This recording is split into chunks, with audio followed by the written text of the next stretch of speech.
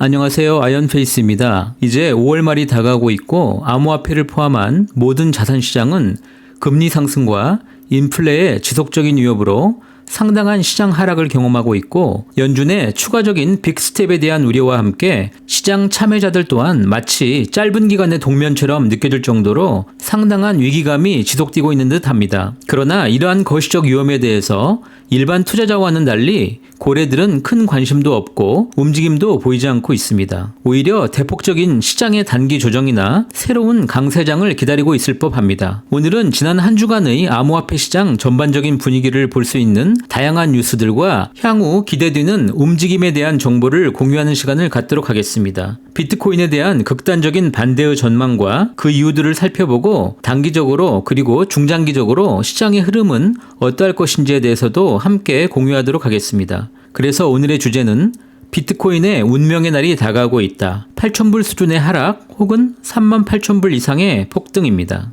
지난 5월 23일 스위스의 다보스 포럼 행사의 일환으로 진행되었던 CNBC의 인터뷰 하나를 살펴보도록 하겠습니다. 바로 초기 암호화폐에 대한 대단한 신봉자로 알려진 월스트리트의 펀드 투자사인 구겐하임 글로벌의 스캇 마이너드의 인터뷰가 그것입니다. 구겐하임은 현재 총 자산 2,750억 달러 수준으로 약 350조 원 수준의 자산을 운영 중이고, 2021년 밝힌 그들의 자산 운영 중 암호화폐 비중은 약 10% 미만인 것으로 알려져 있습니다. 현재는 약 5억 달러 수준으로 예측이 됩니다. 스캇 마이너드는 인터뷰를 통해서 비트코인이 현재처럼 하방 압력을 받으면서 지속적인 가격 하락 국면이 계속될 경우에 일시에 추가 하락이 가능할 것이라고 판단하면서 이 경우에 그 바닥은 약 8,000불 수준이 될 것이라고 지적하고 있고, 투자 시장에 대해서 큰 우려를 만들기도 하였습니다. 그는 비트코인과 이더리움 이외에 대부분의 암호화폐가 쓰레기 같은 수준이라고 말하면서 장기적으로 보면 비트코인은 생존할 것이라고 합니다. 또한 아직은 암호화폐에 대한 올바른 프로토타입을 가지고 있지 못하고,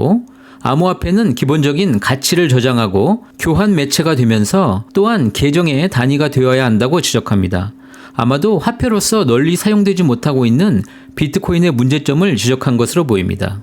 반면에 비트코인은 지속 상승할 수 있고 여전히 반등의 시간만을 기다리고 있다고 지적하는 전문가들도 다수 존재합니다. 블룸버그의 수석 상품 전문가인 마이크 맥글로어는 비트코인은 향후 10년 내에 시장에서 새로운 수단으로 채택되고 반감기에 의해서 공급량이 지속적으로 줄어들게 되면서 그 수요는 더 급증할 것이라는 이 세 가지 요소 때문에 원유 가격과는 달리 지속 상승할 것으로 전망합니다. 더불어서 만약 연준이 인플레 방어를 위해서 극단적인 추가 조치가 나타난다면 주식시장의 패닉을 통해서 암호화폐 시장도 그 영향을 크게 받을 수 있지만 현재까지는 이러한 극단적인 예우는 없는 것으로 지적합니다. 바로 5월 FOMC의 정례회의 의사록에서 대부분의 참석자가 50 베이시스 포인트의 빅스텝 기준 금리 인상이 다음 두어 번 회의에서 적절할 것으로 판단하고 있는 것으로 나타나면서 소위 자이언트 스텝의 금리 인상이 언급되지 않았다고 지적하고 있습니다. 블룸버그는 비트코인이 여전히 과매도 구간이지만 기술적으로 RSI가 50 수준 이상으로 회복이 된다면 약 33,000에서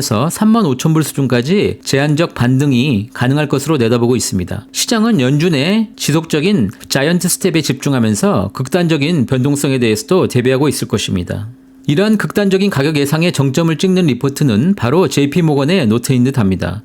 그들은 비트코인의 현재의 적정 가치를 약 38,000불 수준으로 평가하면서 암호화폐를 자신들이 선호하는 대체 자산으로 지목하고 있습니다. 불과 2, 3년여 전만 해도 CEO가 직접 암호화폐는 모두 스캠이며 투자에 대한 가치가 없다고 평가하던 이러한 기관들이 이렇게 변신하면서 그들의 예상대로라면 현재 비트코인은 약 30% 이상의 상승 여력이 있음을 암시하고 있습니다. 가장 눈에 띄는 것은 JP모건은 암호화폐가 자신들이 선호하는 대체 자산으로 부동산을 앞섰다고 지적하는 부분입니다. 결국 투자은행들의 선호는 그들의 상품을 소비하는 상위층 고객들의 선호에 의해서 바뀌게 된다는 것을 알 수 있습니다. 부자들이 비트코인과 암호화폐를 투자 수단으로 선택하고 선호하는 한 금융기관들 또한 투자의 일부를 암호화폐 산업 안으로 편입할 수밖에 없는 것입니다. JP모건의 전략가들은 암호화폐가 다른 대체 수단보다 연준의 움직임에 의해서 더 큰 타격을 받았고, 이는 반등 여지 또한 더 크다고 지적하고 있습니다. 그럼 지난 한 주간 시장에서 이슈가 되었던 주요 암호화폐 관련 이슈들을 살펴보도록 하겠습니다.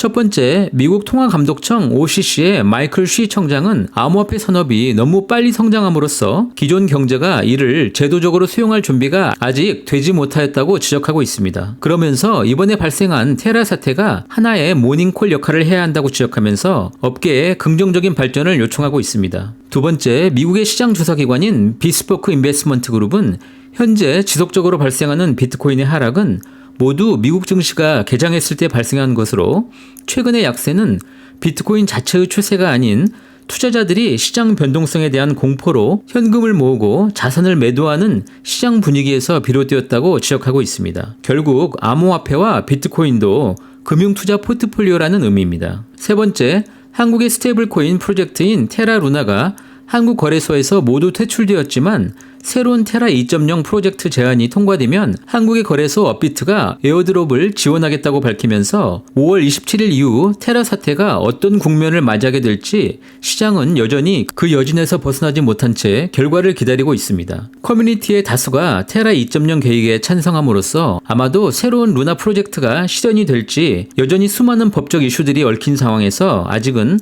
아무것도 장담할 수 없다는 판단입니다. 네 번째, 마스터카드는 블록체인 기술과 암호화폐가 조만간에 금융권의 결제 시스템에서 대규모로 채택이 될 것이라고 지적하고 있습니다. 이 부분은 다음 장에서 다시 자세하게 살펴보도록 하겠습니다. 마스터카드의 신제품 개발과 혁신 담당의 부사장인 해롤드 보스는 이미 전 세계적으로 암호화폐 통화를 소비하고 전송하는 얼리 어답터 수백만 명이 존재하고 있고 이들의 확신과 시장 확장을 통해서 이미 암호화폐는 대중시장의 국면으로 전환 중이고 자사와 같은 금융기관들이 그 공간으로 이동하는 데 있어서 이러한 사용자층의 존재가 매우 중요한 측면으로 작용하고 있음을 확인해주고 있습니다. 즉, 특정 플랫폼의 운명은 사용자 기반이 되고 사용자가 증가하고 확고하면 언제라도 해당 플랫폼의 암호화폐는 금융기관들을 이동하게 만드는 결정적인 요인이 될 것이라는 이야기입니다. 더불어서 그는 향후 비트코인과 암호화폐가 시장에서 궁극적으로 채택이 되는 데 있어서는 몇 가지 도전에 직면할 것이라고 이야기하고 있습니다. 첫 번째는 암호화폐를 새로운 대안으로 판단하고 구체적으로 전략을 이동시켜야 할 금융권의 고위 경영진들의 암호화폐에 대한 이해가 부족하다고 지적합니다. 두 번째, 암호화폐 프로토콜마다 갖고 있는 확장성의 한계를 지적하고 있습니다. 세 번째, 새로운 채택과 전환에 필요한 비용과 속도와 관련된 금융기관들이 당장 현재의 사업과 비교하면서 그 극적인 결과를 만들어낼 수 있을 만한 동기부여가 필요할 것이라는 점을 지적하고 있고 마지막으로 정부와 금융기관의 기존 규제 문제를 해결해야 한다고 지적하고 있습니다. 미국의 디지털 상공회의소 보어링 회장은 SEC가 암호화폐의 넘버원 방해꾼이라고 지적할 정도입니다. 그러나 마스터카드는 점점 더 많은 금융기관과 국제결제 대기업들이 비트코인과 암호화폐를 그들의 지불 서비스 안으로 편입시키면서 빠른 속도로 채택에 동참하고 진행되고 있다고 말하면서 향후 모두가 생각하는 시간보다 훨씬 더 빨리 기존 경제에서 암호화폐가 더 빨리 수용되고 확산될 수 있을 것이라고 시사하고 있습니다. 시장은 늘 그렇듯 수많은 노이즈들을 생산해내면서 진실과 허구 사이의 경계선을 만들어내는 듯 합니다. 늘 그렇듯 우리들은 올바른 방법으로 제대로 된 생태계를 만들어가고 있는 플랫폼을 찾아가면서 더 집중하면 될 것입니다. 오늘도 이렇게 저와 함께 해주셔서 진심으로 감사드립니다. 저는 다음에 더 좋은 영상으로 함께 할 수 있도록 노력하겠습니다. 감사합니다.